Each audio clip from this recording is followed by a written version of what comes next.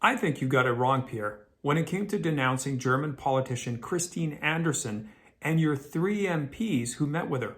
In fact, I think you could have handled it quite differently. Now, for those of you who don't know it, Madam Anderson is a European Parliament member with the Alternative for Deutschland party. Now, she is labeled in Canadian quarters as far right and was in Canada on a four-stop tour with an event in Montreal, Calgary, Toronto, and Whitby, Ontario. She met with the three Conservative MPs during her Canadian tour in support of the Freedom Convoy movement.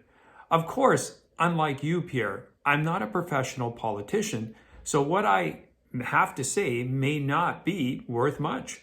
But it's somewhat a free country still, so I'll give you my 2 cents worth, my friend. First off, I would have started and with something like this.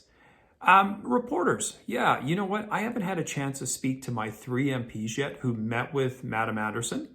And once I've done so, and I know the nature of the discussions and the dialogue, I'll be in a better position to comment on that.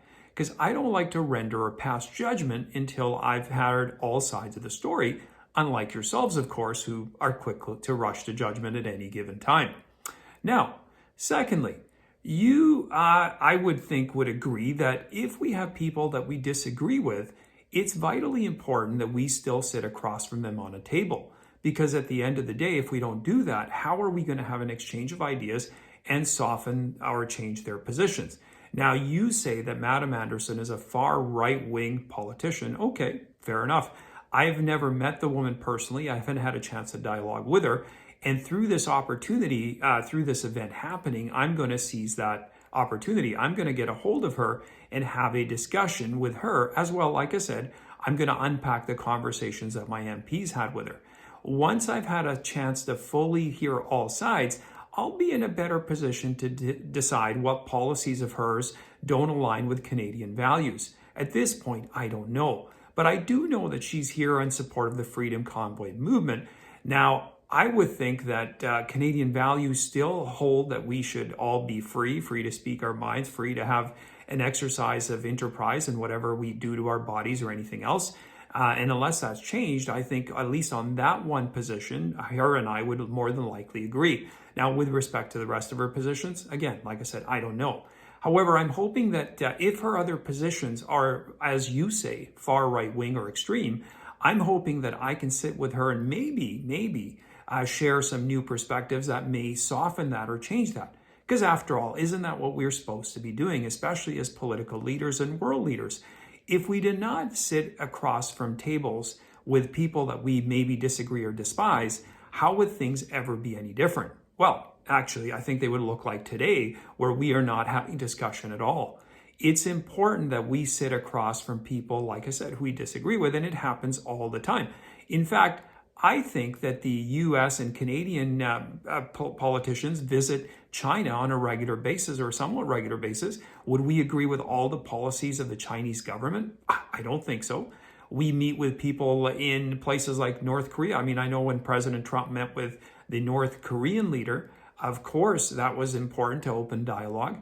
If we don't have dialogue, we wind up with situations like we do currently in Ukraine and Russia, where we could have worked towards and strived towards peace, but instead we label the leader of the Russian country as evil and dictatorial, and we refuse to sit down with him, and that is not a solution. I am of the mind that it's important that we sit down with everybody and hear all points of view so that we can shape a better way forward. I think that's the best way, no?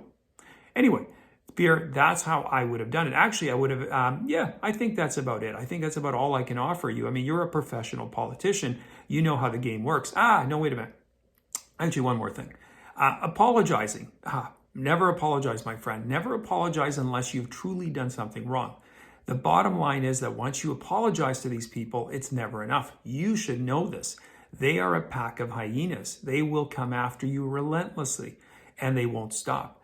Your best bet would have been to sit down with your own MPs, find out the nature of what was discussed, speak to Madam Anderson, and then have commented on the story. That would have been the better way to do it. Instead, you chose political expediency, I'm guessing, and you wanted to look relevant and be accepted, or whatever group you were kowtowing to. It's not going to accomplish the goal. because the folks that are on the left side of the spear are never going to love you enough, no matter what you do. And the folks that are your supporters are going to be disappointed in the way you handled it. So, my friend, take note for next time. Do it slightly different, but then again, I'm a neophyte, so what do I really know?